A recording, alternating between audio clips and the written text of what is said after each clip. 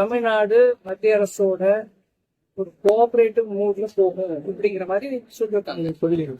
ரொம்ப வரவேற்கத்தக்கது.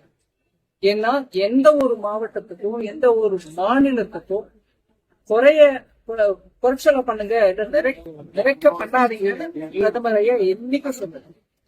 இப்போ இல்ல, இதுக்கு முன்னாடி இருந்த ஆட்சியும் சரி, தமிழகத்துக்கு கொடுக்க வேண்டிய எல்லா நிதியும் கொடுக்கப்பட்டது.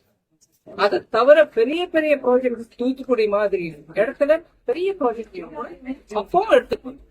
இப்பவும் தமிழகத்துக்கு கொடுக்க வேண்டிய எல்லா விதமான உதவிகளும் அவங்களுக்கு உறுதியாக கொடுக்க வேண்டியதும் கட்டாயமாக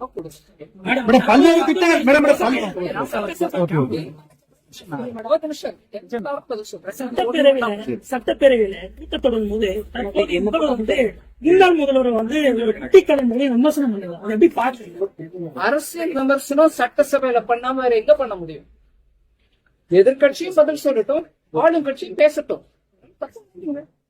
Ma'am, the truce between US and Iran, will it help reduce uncertainties as of now, ma'am? Yes, if the truce will come into play, yes, it will help the uncertainty to be removed. Within uncertainty will go away, we can plan with a bit later. காஞ்சிபுரத்துல medical college பாத்தீங்கன்னா நிறைய பேர் மருத்துவ கல்விக்காக வந்துட்டாங்க. ஆனா காஞ்சிபுரத்துல medical college அதுக்கு நீங்க தமிழக அரசு பேச சொன்னேன். மத்திய அரசு மூலமாக ஒவ்வொரு மாவட்டத்திலும் மெடிக்கல் காலேஜ் அமைக்கும். காலேஜோட சேர்த்து ஹாஸ்பிட்டல் அமைக்கிறதுக்கான 3 பட்ஜெட்டுக்கு முன்னாடி நான் கொடுத்திருக்கேன். எந்த மாவட்டத்துல வேணும்னாலும் வச்சுக்கோங்க, அந்தந்த மாநிலத்தில் பிளான் பண்ணுங்க சொல்லிடுறோம். சோ தமிழக அரசு அதையும் புரிஞ்சுக்கிட்டு அதுக்கேற்ற மாதிரி பல்வேறு திட்டங்கள் அறிவிக்கிறாங்க. அதனால நிதி சுமை அதிகமாகுது, கடன் ஆகுது. ஒவ்வொரு மாநிலத்துல அதிமுக ஆட்சியில் இருக்கும்போது 5 லட்சம் கோடியும், இப்ப 10 லட்சம் 13 லட்சம் கோடியும் போய் சொல்றாங்க. வெள்ளை அறிக்கையில இன்னும் கூடுதலா போக போக நாட்கள் ஆண்டுகள் ஆகும், இன்னும் கூடுதலா நிதி ஆகும்.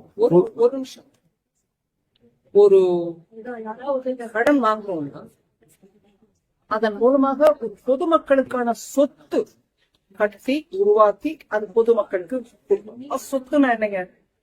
ஸ்கூலா இருக்கட்டும், ஹாஸ்பிட்டலா இருக்கட்டும், இல்ல ஒரு தொழில் நோக்கத்திற்காக ஒரு பெரிய நிறுவனமாக இதெல்லாம் பரம்பரையா இருக்கும். அதாவது இன்னொரு நெக்ஸ்ட் ஒரு 50 வருஷத்துக்கு 60 வருஷத்துக்கு இருக்கும். அந்த சமயத்துல மக்களுக்கு அந்த வேலை வாய்ப்பு கிடைக்கும், இல்ல படிக்கிறதுக்கான வாய்ப்பு கிடைக்கும். அதன் மூலமாக தொழில் அந்த இடத்துல வளரும். இல்ல அதை சுத்தி இருக்கக்கூடிய இடத்துல ஹாஸ்டல்ஸ் கட்டுவாங்க, பிள்ளைங்க ஒர்க் போறதுக்கு டிரான்ஸ்போர்ட் இருக்கும். இப்படியாக ஒரு சொத்து கிரியேட் பண்ணினா, கடன் வாங்கி கிரியேட் பண்ணா கூட அதன் மூலமாக எக்கானமியில பலதரப்பட்ட தாக்கம், நல்ல தாக்கம், கெட்ட தாக்கம், நல்ல தாக்கம் ஏற்பட்டு அதன் மூலமாக எக்கானமி வளரும். இது எல்லாரும் ஒப்புக்கொள்ள கூடிய ஒரு தியரி. அதனால நான் கடன் வாங்கிட்டே போறேன். கடன் வாங்கி அதன் மூலமா என்ன பண்றோம்ன்றதுதான் விஷயம். நீங்க சொத்து உருவாக்குறீங்களா, அதன் மூலமா கல்வி வருதா, அதன் மூலமா தொழில் வருதா, அதன் மூலம் வேலை வாய்ப்பு பெருகுதா, அது பண்ணுங்க. அதனாலதான் மோடி ஐயா பாருங்க, ரோட கட்டுங்க, போர்ட்டை கட்டுங்க, ஏர்போர்ட்டை கட்டுங்க, மக்கள் வரட்டும், இல்ல பெரிய பெரிய ஹாஸ்பிட்டல் கட்டுங்க அப்படின்னு பண்ணுங்க. சொத்து கேபிட்டல் எக்ஸ்பெண்டிச்சர்.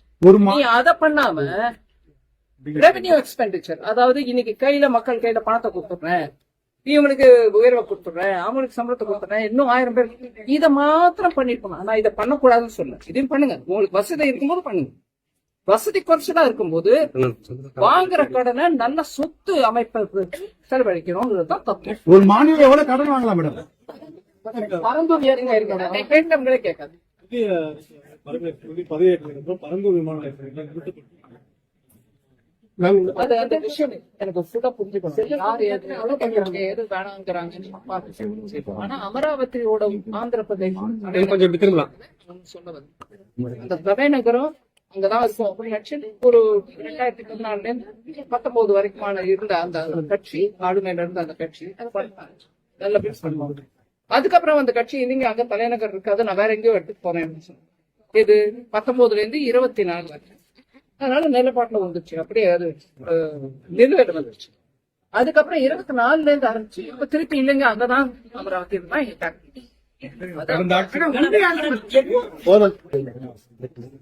சோ இப்போ அப்படியாக அந்த அமராவதி மாத்தம் அப்போல இருந்தே கட்டி இருந்தா, ஆனா நடுவுல அரசியல் காரணமா அது நிறுத்தப்பட்டது.